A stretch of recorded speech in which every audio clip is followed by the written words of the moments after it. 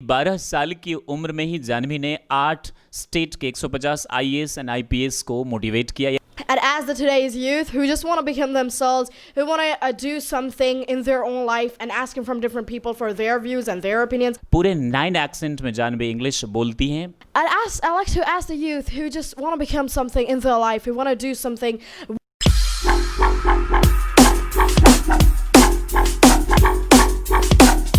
दोस्तों, हर कहानी के कहानीकार होते हैं जो ताने बाने बुनते हैं, और जाह्नवी की भी कहानी के कहानीकार इनके खुद के पिता हैं जो पहले टीचर भी हैं, और उनकी माता जी हैं जिनकी सराहनीय योगदान की वजह से आज जाह्नवी इस मुकाम तक पहुंची है। तो इस कहानी के जो कहानीकार हैं मिस्टर ब्रिजमोहन पवार, ये पेशे से एक प्राइमरी स्कूल के टीचर भी हैं, और इन्होंने ही बचपन से ऐसी चीज़ें, ऐसी हैबिट्स डेवलप करी, जाह्नवी में उस टैलेंट को जो है निखारा, और इस वक्त जाह्नवी इस मुकाम पे हैं कि 9 एक्सेंट्स में बात करती हैं। इतनी कम उम्र में इन्होंने 12वीं पास कर लिया, जिस उम्र में बच्चे तकरीबन 6ठी 7वीं क्लास में भी नहीं होते हैं जिस उम्र में, उस उम्र में पास किया। तो यहाँ पर जानना उस इंसान के बारे में ज़रूरी हो जाता है जिन्होंने जाह्नवी को बचपन से काफ़ी शिद्दत के साथ जो है ट्रेन किया। और अभी भी जब मैं इनसे मिलने आया दिल्ली से, तो मैंने देखा कि सर समालका स्टेशन पे अपनी बेटी का इंतज़ार कर रहे थे, क्योंकि जाह्नवी दिल्ली यूनिवर्सिटी से, राइट जाह्नवी, आप आ रही थी, तो वो इंतज़ार कर रहे थे। तो सर मैं यहाँ आपसे कुछ जानना चाहूँगा कि आप बैठे रहिए, कोई बात नहीं।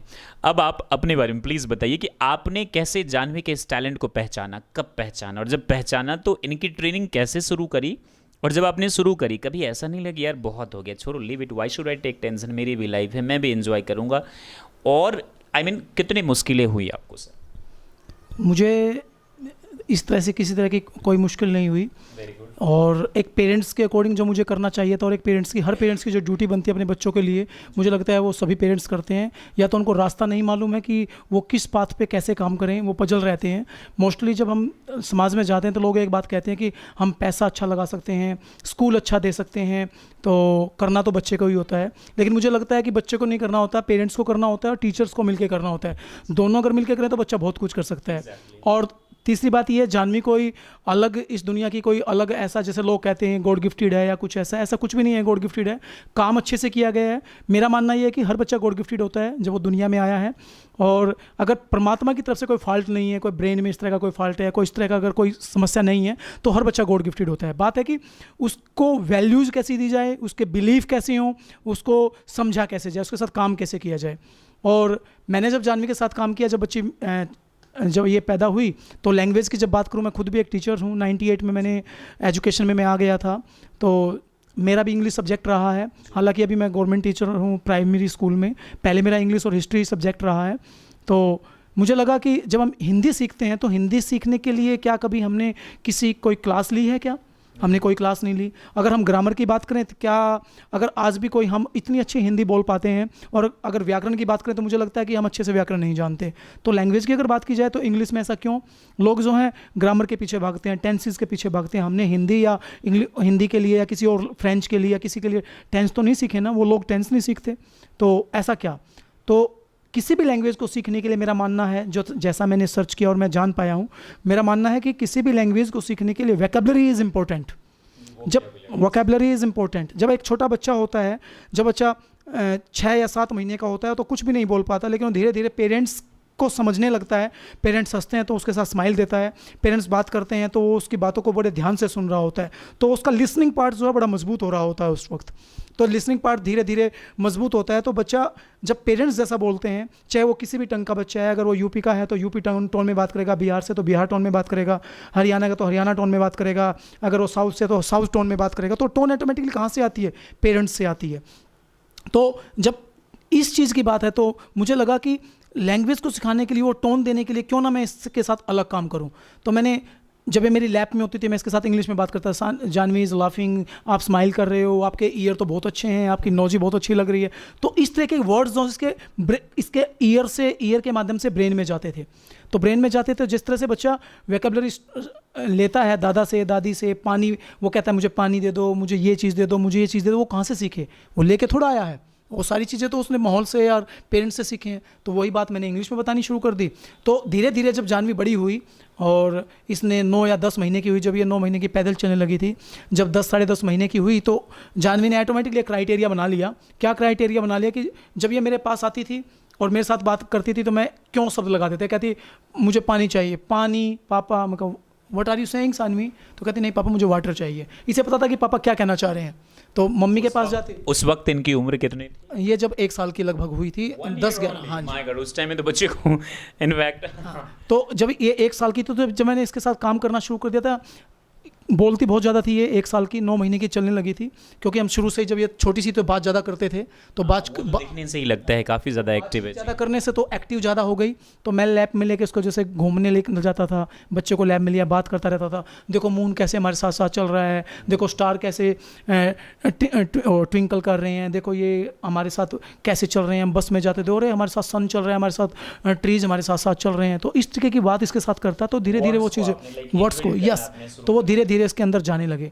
तो एक शब्द आता है, अगर बच्चा क्यों शब्द यूज करना शुरू कर दे, क्वेश्चन अगर बच्चा शुरू कर दे किसी भी तरीके से, अगर बच्चे के अंदर ये चीज़ बिल्ड कर दे, तो ऑटोमेटिकली बच्चा जहां आप ले जाना चाहे वहां बच्चा जा सकता है। Exactly. तो जब इसे लगा और जब ये लगभग 1.5-2 साल की हुई, तो कुछ भी ऐसा वर्ड आता, घर पे बात करते, जैसे हम गांव में रहते थे, तो ये बिटोड़ा हो गया, तूड़ा हो गया, भैंस हो गई, घर में तो ये चीज़ें ऐसे यूज करते थे। तो जब ये चीज़ें यूज करते थे तो ये भी ऐसी बोलती थी, लेकिन मेरे पास आती, ये आके उसको भैंस ना बोलकर कहती पापा इसको बोलते क्या इंग्लिश में, क्योंकि इसे पता था पापा ये चाहते हैं, मगर बेटा बफेलो, पापा इसको कैसे बोलते हैं, इसको क्या बोलते हैं, तो वो चीज़ें इंग्लिश में बताना शुरू कर दे। इसने एक एरिया बना लिया कि पापा के साथ बात करनी है तो ऐसे करनी है, और के साथ बात करनी है तो ऐसे करनी है, तो दोनों लैंग्वेज पे काम होना शुरू हो गया। तो इसने ऑटोमेटिकली वो पाथ बना लिया, बस वो पाथ ऐसे बनता चला गया। फिर मैंने जो वैकेबुलरी होती है, हैबिट होती है, जो हैबिट्स होती है, वही तो आपकी चीज़ों को एक दिन चेंज करते हैं। फिर मैंने असेंबल करना शुरू कर दिया, हल्की हल्की बात, जैसे मैं इसको टिक्कल करता था, तो टिक्कल किया तो ये कहती थी पापा टिक्कल मत को, मगर नहीं इसको ऐसे बोलो, डोंट टिक्कल मी पापा। तो मैंने इसको टिक्कल करता रहता, तो जब तक ये ना ऐसे बोले डोंट टिक्कल मी, तो मैं करता ही रहता था। तो धीरे धीरे इसको डोंट का यूज करना आ गया। लाफिंग करती मैं डोंट लाफिंग, तो डोंट का यूज करना, इस तरह से डोंट का यूज करना सिखा दिया। मतलब ग्रेट आइडिया है, मैं खुद टीचर हूँ और कई सारी चीज़ें मैं आप लोगों से सीख भी रहा हूँ सर। तो डोंट का यूज इस तरह सिखा दिया। फिर लेट का यूज सिखा दिया, let me go Janvi, let me first Janvi, let का यूज इस तरीके से सिखा दिया, इसको ऐसे बोलेंगे। तो धीरे धीरे वो लेट का यूज सीख गई। फिर मैंने एक स्ट्रक्चर लिया, I have to go, I will have to go, I had to go, ये वाला लिया। आई विल हैव टू बोलेंगे तो ये इस सेंस में बात करेगा, ये बोलेंगे तो इसमें करेगा। I would like to sentence, एक स्ट्रक्चर लिया। तो इस तरीके से स्ट्रक्चर के माध्यम से जो है असेंबल करना शुरू कर दिया। तो फिर मैंने इसके साथ जैसे बात की। अब हम जैसे एक बात आप सोचिए, और मैं सभी को बताना भी चाहूँगा, टीचर्स भी शायद इस बात को समझें। एक 3rd क्लास का बच्चा होता है और 3rd क्लास 2nd क्लास में आता है दा काऊ, माई डॉग, ये ऐसे आते हैं, और बच्चा 4 या 5 या 6 लाइन मुश्किल से याद कर पाता, कर नहीं पाता, क्योंकि क्रैम करना होता है। लेकिन जानवी ने वो जब ये 14 महीने की थी, तब इसने सारा दा काऊ मैंने इसको कराया और इसने माई डॉग अपने आप कर लिया। कैसे? काऊ घर पे थी, पता है, क्योंकि डेली बात होती थी, एक एक चीज़ बताते, ये क्या है, टेल है, ये क्या है, ये टीट है, ये क्या है, ये ऑर्न है, ये क्या है, ये लेग्स हैं। डेली बात होती थी तो ऑलरेडी सब चीज़ पता था। एक दिन विचार आया कि चलो उसको दा काऊ कराते हैं, तो लेके गया। जानवी बेटा कितनी लेग्स हैं? ये बोलते कि पापा 4। मगर इसके ऑर्न कितने हैं? पापा 2।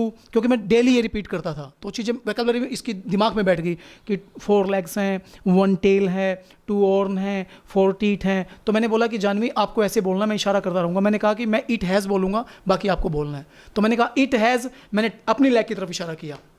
तो मैंने कहा इट हैज़, अपनी लेग की तरफ इशारा करके उसकी तरफ उंगली की। इसने कहा पापा 4 लेग्स। मैंने कहा पापा इट हैज़, मैंने अपनी ईयर की तरफ ऐसा किया। वो बोले पापा जी 2 आइज। मैंने कहा इट हैज़, मैंने ये वंडरफुल आइडिया मुझे लग रहा है सर, जो आपने बचपन से, और मुझे लगता है अगर टीचर्स देख रहे हैं तो ऐसी चीज़ें उन्हें फॉलो भी करनी चाहिए। तो जैसे टेल थी, मैंने टेल की तरफ इशारा किया, बेटा ये। मैंने कहा इट हैज़, जानवी ने कहा 1 लॉन्ग टेल। तो इस तरीके से जब उसने किया तो मैंने कहा इट हैज़, मैंने ऐसे किया जिससे दूध निकालते। मैंने कहा बेटा इट हैज़, तो मैंने ऐसे किया। ये बोली पापा 4 टीट, दा काऊ याद हो गया। मैंने कहा अब great idea, this is great idea. Yes sir, आपका एक आइडिया बहुत अच्छा लगा मुझे, और उस चीज़ को हमने भी कई बार फॉलो किया है। आप जब जानवी को छोड़, कितने साल की थी जब आप इन्हें दिल्ली लेके जाते थे और फॉरेनर से बात करवाते थे? जब 5.5-6 साल की रही थी। 6 साल की बच्ची दिल्ली जाती थी और पापा के साथ ब्रिटिशर्स और अमेरिकन से इंग्लिश में। ये आइडिया आपके माइंड में कैसे? ये ऐसा है क्योंकि मैं इंग्लिश अच्छे से नहीं बोल पाता था, मेरी वीकनेस रही है। समझता बहुत अच्छे से हूँ। जब ये वीडियो सुनती है, ऐसी गलतियाँ भी मैं ही निकालता हूँ, सारी चीज़ें मैं करता हूँ। तो जब ये रहा कि भाई कोई ना कोई, जैसे लोग कहते हैं कि कोई ना कोई साथी चाहिए बातचीत करने के लिए, अब इस तरह का तो कोई साथी मिला नहीं, माहौल था नहीं, अब किससे बात करें। अब पापा तो इतने हाई लेवल पे बात नहीं कर सकते थे, अब वो स्पीड बनानी थी। मैं इससे जैसे बात करता, अब ये न्यूज़ सुनती थी, जब 6.5-7 साल की हो गई, न्यूज़ सुनती थी। अब न्यूज़ सुने तो ये मेरे को सुनाती थी, क्या पता क्या बोल रही है, जो भी बोल दिया पापा के लिए तो सारी चीज़ बराबर है। तो अब कैसे पता लगे इसको कैसे किया जाए।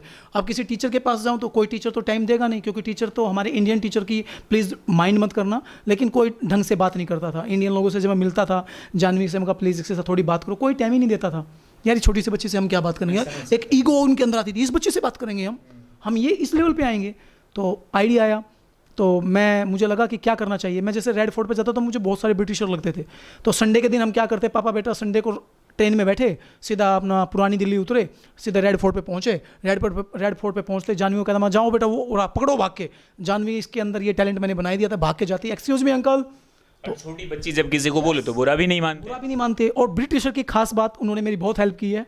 वो जिसे भी ये टोकती थी, मुझे आज तक कोई रूड आदमी नहीं मिला, वो तभी तुरंत इसके टोकते घुटनों के बल पे आ जाते थे, तो भी घुटने के बल आ जाते थे। और जैसे वो घुटनों के बल आती है, पूछते आप विच इज़ योर कंट्री, इस तरीके से ये छोटे छोटे क्वेश्चन उनसे साथ करती, वो बातचीत करते और मैं देखता रहता। जब ये उनके साथ बात करती मुझे खुशी मिलती, मैं हैप्पी होता कि हाँ मैं ठीक चल रहा हूँ। तो फिर एक से बात करी, वो जैसे 1 मिनट या 2 मिनट बात करते थे, तो मैं कहा नहीं, आप किसी दूसरे को पकड़ते हैं, यही क्वेश्चन दोबारा फिर रिपीट करते, फिर तीसरे को पकड़ते, फिर क्वेश्चन रिपीट करते। तो धीरे धीरे वो कॉन्फिडेंस बिल्ड होता चला गया। तो नेक्स्ट टाइम जाते, फिर जैसे कोई इंग्लैंड का मिलता है, हमें कंट्री के बारे में पार्टिकुलर, फिर मैंने ज्योग्राफी पे बहुत अच्छा काम किया, हमने जीके पे बहुत अच्छा काम किया। जैसे जानवी जब 8 साल की थी तो ये सारी चीज़ें, इसके top 10 mountain in the world, top 10 population city in the world, इस तरह की पूरी चीज़ें लर्न थी। तो इन चीज़ों पे तो ताकि ये क्यों किया हमने, ताकि जब हम किसी ब्रिटिशर से मिलें तो उनकी हमें ज्योग्राफी पता हो, ताकि लंबी बात हम कर सकें। तो लंबी बात करने के लिए कुछ ना कुछ तो चाहिए ना, अब और तो कुछ था नहीं हमारे पास।